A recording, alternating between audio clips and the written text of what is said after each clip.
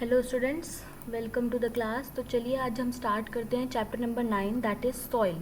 ठीक है, last class में हमने क्वेश्चन आंसर्स डिस्कस कर लिए थे चैप्टर के, साइक्लोन वाले चैप्टर के। तो चलिए आज हम स्टार्ट करते हैं एक नया चैप्टर दैट इज़ सॉइल। तो first of all, what is soil? What do you understand by soil? Soil is a one of the most natural resources that contain many minerals and nutrients.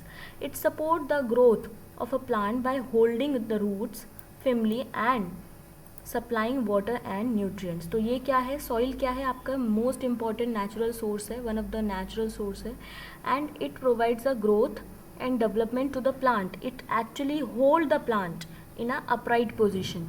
Also, it provide the water and nutrients to the plants. Now, the soil is essential for agriculture, and agriculture provide us food, clothing, shelter for all of us. ठीक है, तो soil क्या है? आपके agriculture के लिए बड़ा important है, और एग्रीकल्चर क्या प्रोवाइड करता है हमको? Food, cloth and shelter for all the organism. ठीक है, soil is an inseparable part of our life. The earthy fragrance of soil after the first rain is always refreshing. आपने ये चीज़ महसूस भी करी होगी, जब भी बारिश होती है तो बारिश के बाद एक अलग ही स्मेल आती है सॉइल की, that is very much refreshing. ठीक है, तो नाउ मैंने आपको क्या बताया? It is the secondly part आपको डिस्कस करती हूँ मैं. Okay, secondly, it is the uppermost earth crust. It is the uppermost layer of the earth crust, which is blackish brown in color. Now, major function of soil, what I discussed just with you. First one is it support the plant growth by holding the root firmly and supplying the water and nutrients to the plant. Please note it down in your notebook. Second one is it act as a natural habitat for many organisms like earthworm, fungi, bacteria, ants etcetera. ये natural habitat की तरह भी काम करता है. Third one is it is essential for the agriculture which provide us food, clothing and shelter for all. Fourth one is it supplies water and nutrient to the plants. We can say that soil is an inseparable part of our life. तो ये थे सारे functions soil के जो हमने discuss करने हैं.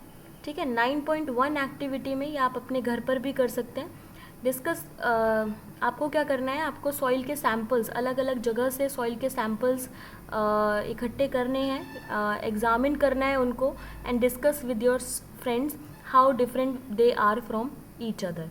ठीक है, चलिए आगे बढ़ते हैं. आपको यहाँ पर बताना है कि सॉइल सोर्स, यानी कि गार्डन सॉइल है, वहाँ पर क्या होती है? ग्रास होती है.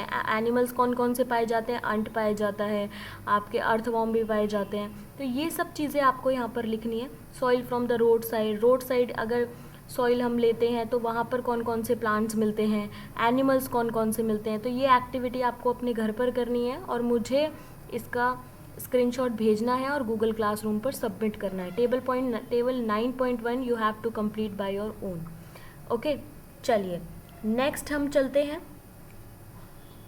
मैं आपको चाहे तो बता भी सकती हूँ. चलिए एक बार इसी को डिस्कस कर लेते हैं. मे बी आप नहीं कर पाओगे, but still you have to submit the screenshot on Google classroom. So soil from the road side. Road side में सॉइल आपको कैसी मिलती है? वहाँ पर प्लांट कैसे मिलते हैं आपको? ड्राई रूट्स के प्लांट मिलते हैं.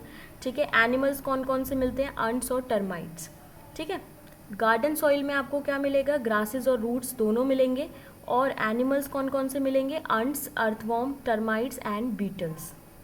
ठीक है, now soil from the area where construction is going on. No plants are found in this kind of area, but ants are there. ठीक है, सॉइल फोर्थ आप लिखेंगे soil from agriculture land, and fifth आप लिखेंगे soil from river side.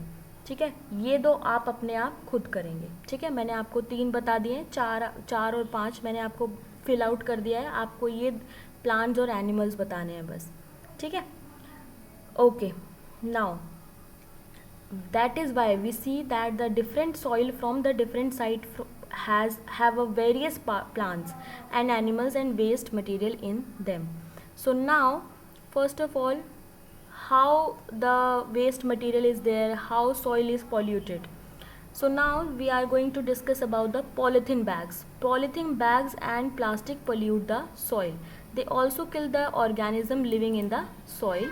That is why there is a demand to ban the polythene bags and plastic.